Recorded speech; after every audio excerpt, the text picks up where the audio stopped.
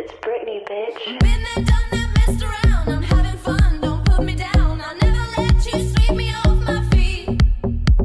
On se retrouve aujourd'hui pour une update de mes articles de luxe. Je vous avais déjà fait une première vidéo il y a un an avec les articles de luxe que je possédais. Depuis, ma collection s'est agrandie. Et vous l'avez vu dans le titre, ce sera pas juste une update, ce sera aussi quelques petits tips. Donc on va faire ça en deux parties. Et on ne perd pas de temps, on commence tout de suite. Je n'ai pas tout avec moi, donc je vais vous insérer des photos de temps en temps. Et on va commencer par Hermès. Alors je me suis racheté un petit Twilly, je vous le mets juste ici parce que comme je suis chez mes parents, je ne l'ai pas. Donc comme les autres, je l'ai payé 160 € et donc je l'ai acheté à la boutique Hermès de Biarritz. Ensuite, pour continuer dans la catégorie des foulards, il s'agit du Dior Mizza 30 Montaigne que je vous avais mis dans ma wishlist luxe. D'ailleurs, wishlist luxe. Très dur à dire, et je me le suis acheté pour Noël. Ensuite, on a deux nouveaux dans la famille de chez Gucci.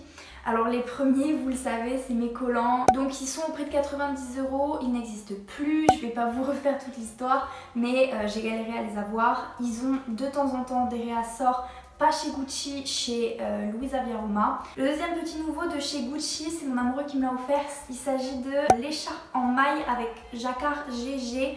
Bon, désolé Minou, mais j'ai regardé sur internet pour la science et il coûte 260 €. Ensuite, vous les avez vus aussi dans une précédente vidéo, il s'agit de mes Louboutins que je me suis acheté pour mes 19 ans. Donc c'est les Pigalle Folie en Crosta Comet. Ce sont des 10 cm et je les ai payés 595 €. Je les ai achetés sur le site puisque je connais déjà ma pointure. J'ai pas eu besoin d'aller chez Louboutin pour les acheter, je me suis repris la même pointure que pour les Socate. Alors pouce, laissez-moi une seconde. Oula, alors... c'est un bébé ou l'autre. C'est soit l'ordi, soit les Louboutins, mais on peut pas avoir les deux. Pour ceux que ça intéresse, je vous mets l'unboxing dans le petit i. Je crois qu'il est là. Les voici. Voilà, je les kiffe. Toujours notre petite semelle rouge. Et juste une petite update parce que je les ai mises pour le nouvel an. Et vous voyez, elles se sont un petit peu abîmées. Mais c'est complètement normal, je vous en avais déjà parlé. C'est juste pour vous donner une idée de ce que une utilisation entre guillemets peut leur faire. Mais pas de panique, de toute façon c'est comme du vernis, la couche est aussi fine qu'un vernis pour les ongles. Donc autant vous dire que c'est normal si ça s'en va. Pour toutes celles qui ont des Louboutins et qui ne le savent pas, vous pouvez les renvoyer au cordonnier de chez Louboutin tout simplement, pour qu'ils vous refassent la semelle et qu'ils vous en mettent une spécialement adaptée à votre façon de marcher en fait. Parce que le mieux c'est de les utiliser au maximum jusqu'à ce que vraiment il n'y ait quasiment plus de rouge. Comme ça, quand vous l'envoyez au cordonnier, lui il peut analyser les endroits où votre pied est plus fort pour pouvoir combler. J'entends quelqu'un rentrer. Oui? Bon bah vas-y hein, mais entrez mesdames, entrez. Faites-vous plaisir. Attends, vidéo, mais je viens de te le dire. J'ai pas entendu. Eh, on vient, ça fait 1h30. Elle est super belle. J'ai un scoop, t'as intérêt à le couper. Vas-y, regarde juste si ça filme avant. Parce que ça se trouve, je parlais tout seul tout à l'heure. Ça filme malheureusement. Voilà, bonne suite de la vidéo. Non. Allez dehors, comme ça c'est moins gênant quand je parle tout seul à mon téléphone. Dernier article que je considère comme une marque de luxe, même si ça reste quand même abordable. C'est la marque APM Monaco, donc de bijoux. Et là aussi c'est mon amoureux qui me les a offerts pour la Saint-Valentin, pour nos 2 ans. Pour nos 2 ans je crois. Il s'agit des petites boucles d'oreilles météorites stud earrings à 70 €. Donc c'est des petites studs comme ça. Là vous n'allez pas trop voir, donc ce que je fais c'est que je vais vous incruster la photo. Et voilà, je les kiffe, il me fallait absolument une paire de boucles d'oreilles argentées pour aller avec mes bagues et ma montre. Et donc je suis allée du coup les chercher directement chez APM à Toulouse, à Saint-Georges. Ils ont tellement plus de bijoux en boutique que sur le site, donc allez-y, franchement faites-y un tour. Tout l'univers est super sympa à l'intérieur de la boutique, on a l'impression d'être dans un écrin. Voilà pour la petite update, donc maintenant je vais passer aux petits tips. Je sais que vous m'aviez demandé sur ma vidéo luxe, la première, des astuces pour pouvoir acheter du luxe quand on n'a pas trop de budget, etc. Donc, premier tips pour les petits budgets surtout, c'est de commencer, quand vous voulez faire un premier achat dans le luxe, c'est commencer par les produits d'appel, mais les produits d'appel de qualité. Je m'explique. Les produits d'appel c'est quoi? C'est les produits qui vont être un peu moins chers pour permettre à une nouvelle clientèle d'accéder et de faire une première vente dans la maison et ainsi voilà, mettre un premier pas dans le luxe, etc. Je vous conseille, si vous voulez faire un premier petit achat, que vous voulez pas tout de suite vous acheter un sac à 3000 balles, de commencer par ces produits d'appel là. Mais comme je vous l'ai dit, prenez des produits de qualité. Exemple, les Twilly. La soie Hermès, c'est quelque chose de très réputé. Je sais que tout le monde ne met pas de foulard. Moi par exemple, je mets jamais mon foulard sur... mes Twilly, je les mets jamais sur la tête, je les mets toujours sur mes sacs.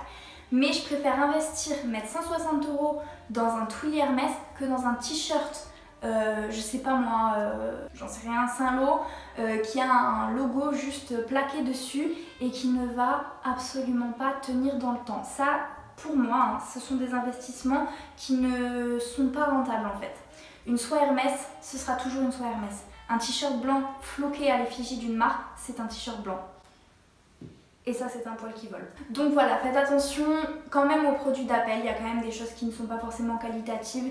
Également, ce qui peut être considéré comme produit d'appel, ce sont les bijoux dans les maisons de luxe. Alors, il faut distinguer bijoux et joaillerie. Souvent, les bijoux, c'est ce qui va être plus abordable, plus accessible, qui vont pas forcément utiliser de matériaux très noble. La joaillerie, c'est les pierres précieuses, etc. On n'est pas du tout sur les mêmes gammes de prix. C'est pour ça que la bijouterie est souvent plus accessible à un public comme moi qui n'a pas un budget de 3000 € dans une bague. Et c'est là où il faut faire attention parce qu'il y a certains produits qui ne vont pas du coup avoir la même qualité qu'un bijou de joaillerie en fait. Donc avec le pH de la peau, avec le soleil, avec l'eau, avec la transpiration, ça peut s'altérer. C'est pour ça que moi je vous conseille de partir plutôt en général sur des boucles d'oreilles parce que les boucles d'oreilles elles sont moins soumises, au frottement des cheveux mais moins à la transpiration, à l'eau, etc. Donc je vous conseille plutôt une boucle d'oreille qu'une bague ou qu'un collier. Voilà. Après un bracelet ça peut le faire s'il est un peu ample et qui bouge, ça peut être moins problématique que pour un collier ou une bague. Mais voilà, encore une fois, faites attention au choix des pièces que vous faites parce que si c'est pas de la joaillerie, c'est pas forcément synonyme de bonne qualité quoi. Deuxième tip, ce que vous avez très certainement déjà entendu, c'est de bien réfléchir évidemment, ça on le sait, hein. Faire des achats compulsifs c'est bien chez Zara, ça allait un peu moins chez Dior. Et de ne surtout pas prendre votre choix par défaut en fait. On va prendre un exemple très précis. La multipochette. Vous voulez absolument la multipochette de chez Prada, ils ne la font plus, donc vous vous rabattez sur la multipochette LV alors qu'elle vous plaît moins.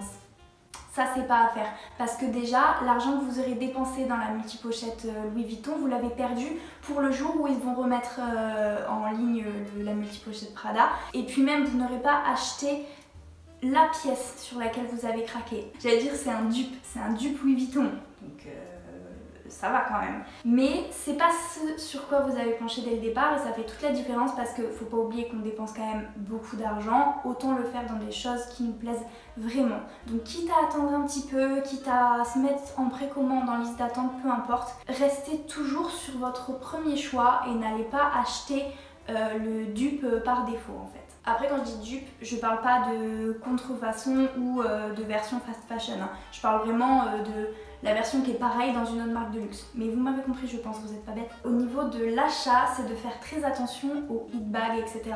Des choses qui vont être très tendance, qui vont faire beaucoup de buzz. Je parle de Bottega Veneta, je parle de Jacquemus par exemple, qui fait des super collections, hein. J'aime beaucoup Jacquemus, mais exemple le Chiquito.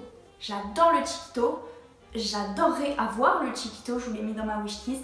Mais c'est un produit tendance et peut-être que dans 5 ans, on n'en entendra plus parler. Faire attention à ces produits qui sont un peu inédits, qui sont très tendance parce que au vu du prix, moi personnellement, hein, je préfère partir sur des choses plus classiques, des couleurs plus sobres, noir, blanc, beige, tan.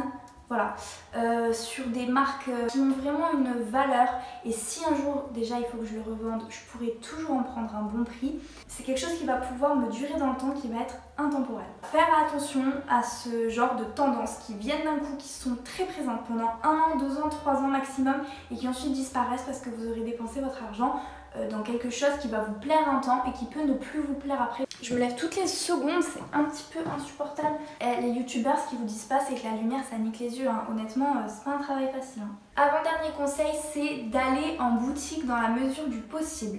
Déjà parce que là-bas vous avez des conseillers, vous avez des vendeurs, ils ont fait des études, ils travaillent pour la marque, ils savent de quoi ils parlent, donc forcément ils sont là pour vous conseiller, forcément ils seront de bons conseils. Voilà. Ensuite, sur internet, vous n'avez pas toutes les pièces. Je le vois chez Louboutin, je le vois, je vous l'ai dit, même chez APM Monaco. Il n'y avait pas tout sur le site. Et puis les sites, voilà, comme c'est classé, etc., on n'a pas les choses en visuel. Donc aller dans les boutiques, ça permet de voir aussi ce qu'ils ont. Parfois, ils ont des choses qui n'existent même plus en ligne et qui sont toujours en boutique. Voilà, ça vous le savez très certainement. Donc c'est toujours sympa d'aller faire un tour en boutique. Ça vous permet d'essayer, ça vous permet de voir, ça vous permet de toucher. N'oublions pas qu'on dépense beaucoup d'argent et que c'est très important de pouvoir voir le produit en vrai avant de faire votre achat. Et pour finir, ça c'est un conseil, c'est pas un conseil d'achat, c'est un conseil pour l'après. Gardez vos factures, vos boîtes, vos dust bags, les poches peut-être pas, mais vraiment gardez tout ce qui concerne le produit, vos cartes d'authentification, certificats, etc. Hyper important. Il faut penser donc à l'après et au fait que vous pouvez éventuellement vouloir vendre des choses. Et puis tout simplement, il vous faut garder un certificat d'authentification. Bon, vous vous doutez bien qu'une vidéo sans que j'ai besoin de mettre les trucs de mon iPhone sur mon ordi parce que ça a coupé, ça n'existe pas. Donc je reprends, je vous disais que vous pouvez appeler comme je l'ai fait avec comme je l'ai fait avec on va y arriver. Comme je l'ai fait avec Hermès, vous pouvez appeler les boutiques si vous avez perdu votre facture et que vous avez fait votre achat en boutique évidemment et que vous avez un compte client. Ça aussi, vous pouvez appeler les boutiques pour leur redemander la facture. Et donc le service client est aussi là pour ça, c'est aussi le principe du luxe. Bon ben voilà, écoutez, j'espère que cette petite update vous a plu et que ces tips vont vous aider malgré vos petits budgets. Écoutez, je vous remercie encore une fois de continuer à me suivre. J'ai vu que j'avais beaucoup de vues d'un coup comme ça, je vous remercie vraiment. En 4 jours à peine, j'ai fait 5000 vues sur la vidéo AliExpress, donc merci beaucoup. N'hésitez pas à vous abonner, n'hésitez pas à liker, à partager la vidéo. Ça me fait très plaisir de voir que mon travail commence un petit peu à payer. Donc voilà, merci pour tout et j'espère que ce n'est que le début. Je vous laisse aussi me suivre sur mes réseaux sociaux qui s'affichent juste ici. Je suis très active sur Instagram et j'essaie de mettre un petit peu à TikTok. Donc voilà. Je vais jamais réussir à vous dire au revoir. Merci d'avoir regardé la vidéo et je vous dis à très vite.